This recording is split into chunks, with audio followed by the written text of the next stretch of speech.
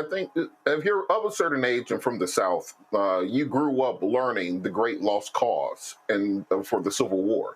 I literally got to my freshman year at Clark Atlanta University thinking that the Civil War was about states' rights and that people lived in harmony together in the South until that horrible Union Army came through and created all this confusion because the black folks and the white folks were living together happily and they were going to end slavery in their own time. It was the imposition of the Northerners trying to destroy the Southern way of life that caused the South to have to secede from the nation. I know this from Miss Banks's AP history class back in 1998. This is just the reality of what people were taught back then.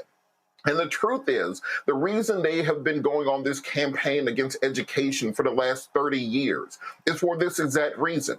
First, they wanted to go after Common Core. Then they said, well, we have to get rid of quote unquote critical race theory because they had to make sure that they can control the narrative of history. And once they saw that we had gotten free of the control of that narrative and got way more difficult to control people who actually had a sense of self, a sense of worth, a sense of history, that's when they've came through with people like Jillian Michaels and others who have decided to rewrite history. You can see right now, there are black folks who will swear up and down they have no African ancestry in their DNA. They were either here before or they came over here on the Mayflower. They have convinced people now that our struggle was not against the forces of white supremacy, but rather our real enemies were the people back in Africa who we came from. They want us to believe not what our eyes see, but what they tell us, and it has been effective and it has worked. There's a reason they had COINTELPRO. There's a reason that they try to control us through the media and through music. Right now, if Taylor Swift tried to make the exact same song that Sexy Red makes, they would never release it on radio. But they're fine with that music being released to our community. If you tried to make a country song that talked about killing white people the way that music kills black people, no record label would sign it. You're never going to see the normalization of the use of the N-word in music. The way you'll never hear the Jewish community talking about themselves that way because they will never put that out. It's all about controlling this narrative and controlling our communities to beat back that fight. Something I've noticed, and I think people should notice in this invasion of Ukraine by Russia, the first thing that the Russians did when they took the Donbass and Luhansk and Donetsk and the Kherson and Kharkiv, first thing they did was kidnap 20,000 Ukrainian children and put them into the middle of Russia to re-educate them to become Russian. They banned the teaching of the Ukrainian language in Crimea once they took over in 2014. They took away their history. They took away their names. They took away their religion. They took away everything that made them them and replaced it with their own programming. So what Jillian Michaels is doing right now is parroting that same concept and that same idea, making sure that if you can miseducate black folks to the point that they don't know who the actual enemy was, just as St. Jude said in The Art of War, they won't even know they're in a fight until the fight has concluded. So it's important that we see these things and call them out for what they are, but most importantly, teach our own people their own information. You cannot trust the people who used to own you to teach you about how they owned you.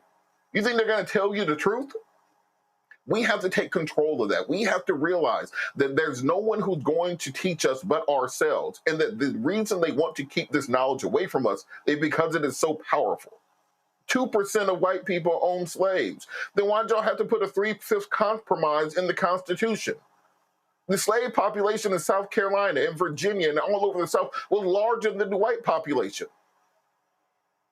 The whole concept is if they can minimize that, if they can cut that out of history, then guess what? You no longer have a raison d'etre. You no longer have a casus belli to petition for reparations. You no longer have a justification even for affirmative action. You no longer have a justification to claim anything because they want you to believe that you were even from day one, and the problems of the black community are all because of, as they've argued since Reconstruction, because of thrift and temperance, because black folks just genetically don't like raising their kids, don't like having nice things, don't like taking care of their community. Maybe if they just did better for themselves and wanted more, they would have a different outcome. We have to educate ourselves, support ourselves, build for ourselves. If nothing else, Donald Trump has taken the mask off of America and let us know these are exactly the people that you thought were your friends. These are the folks that you went to school with and you thought that they were down for the cause. Hell, they might have had a black boyfriend back in the day. You think they're on the team. Tickets to the cookout are over. Nobody else is invited until we get our stuff together. And Jillian Michaels and anybody else have to understand that you are dealing with a new movement, a new community, a new group. And we see how they are operating. And we're ready for the fight. And we're going to fight back starting now. Last point I'll make here, go to my iPad. I'm going to show you this before it gets taken down. If you go to nps.gov, you will see right here where it says abolition. You will see this is a photo of the chains at the feet of the Statue of Liberty. So if you go there and you'll see what it says, after the statue's dedication in 1886, the black press began to debunk romantic notions of the Statue of Liberty and American history. Racism and discrimination towards African Americans did not end after the Civil War or with the dedication of the statue. It continued on for more than a century. There's more you can read right there as well. And lastly, I want y'all to understand, because this is what Scott Jennings would never bring up. This is what Jillian Michaels would never bring up. And that is this here. This is a Business Insider article from 3 years ago. The Nazis studied U.S. eugenics and Jim Crow laws as a model for their policies. When they were criticized, one historian says they pointed to Mississippi. Folk, y'all have to understand that they literally studied segregated busing in the United States, and they took that back to Germany and said, we can do that with the Jews. Yes, the Nazis studied the United States in the 1930s to go, we can take some of that, and some of that. So when these people love trying to only go to slavery, y'all, that ain't gonna fly. And what we have to do, we gotta call them out every single time. We gotta put them on the spot. And we gotta challenge the black folk who got shows to say, don't put fools on the air. Tell your executive producers and your bookers, no, I'm not letting that bigot on the air have the conversations, because what they desire is, oh no, free speech. Should we have all thought? Hell no. If you bring your racism here, nah, I ain't amplifying you. I'm not putting you on. Nah, I put you on and tear your ass up like I did Richard Spencer and show people how idiotic they are. But I'm telling y'all, y'all can write it down. What their desire right now is, they want to amplify these people because their desire is to drive a white nationalist view. And this is why they understand the power of mass media. This is why they're pushing that lying content from PragerU.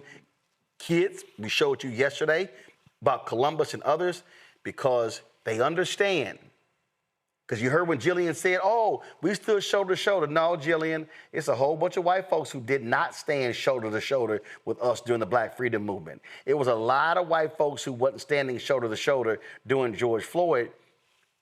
Because Jillian, if you stood shoulder to shoulder with black folks during George Floyd, you wouldn't have said that dumb shit on CNN. Hello, I'm Isaac Hayes III, founder and CEO of Fanbase. Listen to what I'm about to tell you.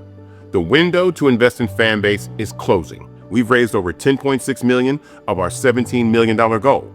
That means there's room for less than 6,370 people to invest in Fanbase for the average amount. The minimum to invest in Fanbase right now is $399. That makes you an owner in Fanbase today. Go to startengine.com/fanbase to invest. Why?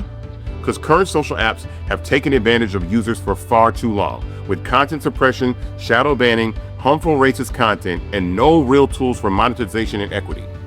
Fanbase has over 1.4 million users and counting, allowing anyone to reach all their following and monetize their content from day one. Social media is the new TV, and whoever owns the apps that distribute that content have the opportunity to own potential billion-dollar companies.